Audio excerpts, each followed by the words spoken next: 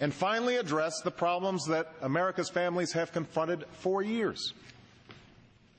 We can't afford another so-called economic expansion like the one from the last decade, what some call the lost decade, where jobs grew more slowly than during any prior expansion, where the income of the average American household declined while the cost of health care and tuition reached record highs, where prosperity was built on a housing bubble and financial speculation. From the day I took office, I've been told that addressing our larger challenges is too ambitious. Such an effort would be too contentious. I've been told that our political system is too gridlocked and that we should just put things on hold for a while. For those who make these claims, I have one simple question. How long should we wait? How long should America put its future on hold? You see,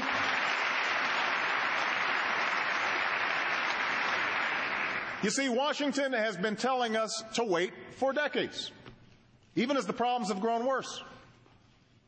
Meanwhile, China's not waiting to revamp its economy. Germany's not waiting. India's not waiting. These nations they're not standing still. These nations aren't playing for second place. They're putting more emphasis on math and science. They're rebuilding their infrastructure. They're making serious investments in clean energy because they want those jobs. Well, I do not accept second place for the United States of America.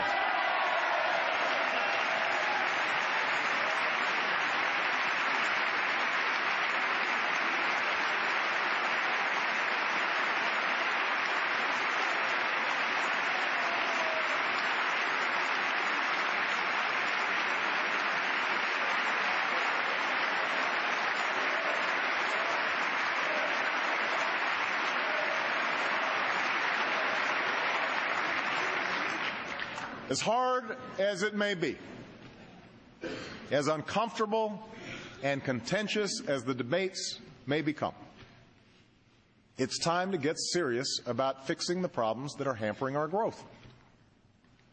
Now, one place to start is serious financial reform. Look, I am not interested in punishing banks.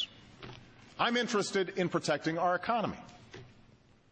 A strong, healthy financial market makes it possible for businesses to access credit and create new jobs. It channels the savings of families into investments that raise incomes. But that can only happen if we guard against the same recklessness that nearly brought down our entire economy. We need to make sure consumers and middle-class families have the information they need to make financial decisions. We can't allow financial institutions, including those that take your deposits, to take risks that threaten the whole economy. Now, the House has already passed financial reform with many of these changes. And the lobbyists are trying to kill it. Well, we cannot let them win this fight. And if the bill that ends up on my desk does not meet the test of real reform, I will send it back until we get it right. We've got to get it right.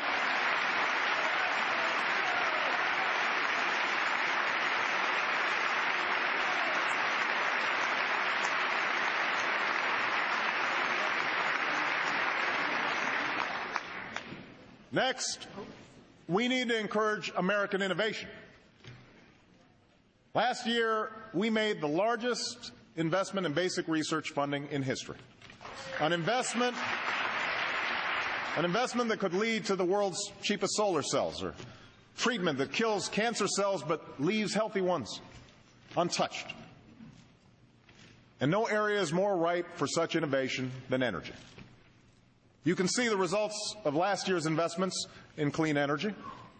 In the North Carolina company that will create 1,200 jobs nationwide helping to make advanced batteries, or in the California business that will put 1,000 people to work making solar panels. But to create more of these clean energy jobs, we need more production, more efficiency, more incentives. And that means building a new generation of safe, clean nuclear power plants in this country.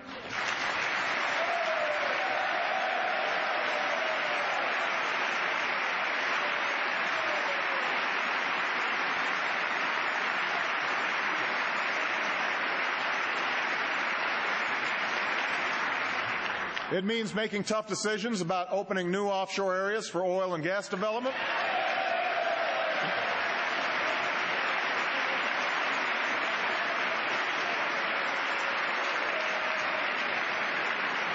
It means continued investment in advanced biofuels and clean coal technologies.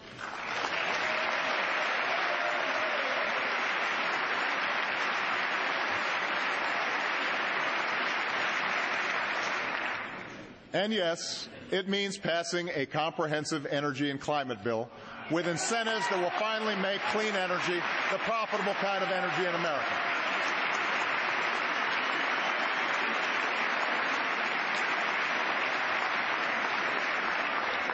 I'm grateful to the House for passing such a bill last year. And this year I'm eager to help advance the bipartisan effort in the Senate. I know there have been questions about whether we can afford such changes in a tough economy. I know that there are those who disagree with the overwhelming scientific evidence on climate change. But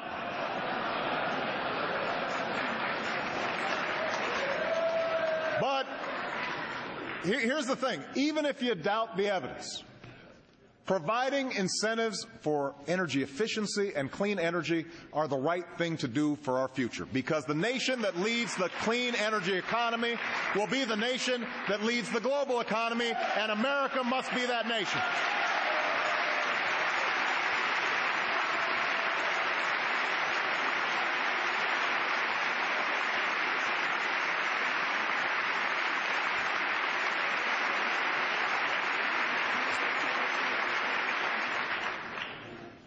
Third, we need to export more of our goods.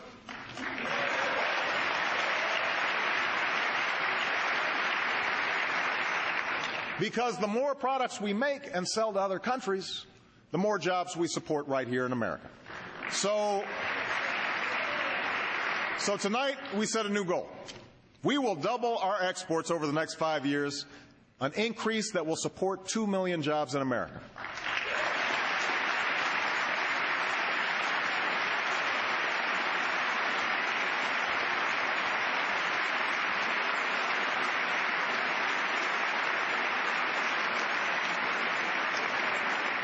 To help meet this goal, we're launching a national export initiative that will help farmers and small businesses increase their exports and reform export controls consistent with national security.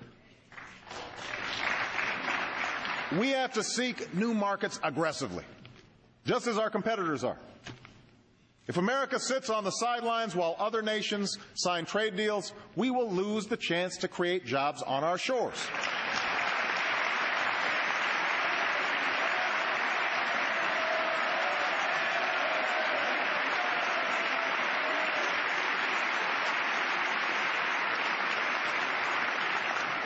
But realizing those benefits also means enforcing those agreements so our trading partners play by the rules.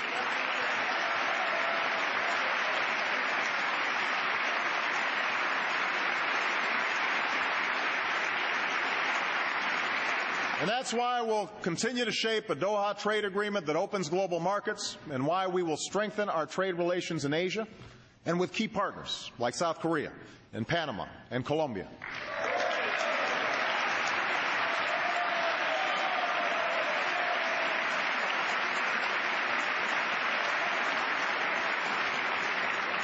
Fourth, we need to invest in the skills and education of our people. Now, this year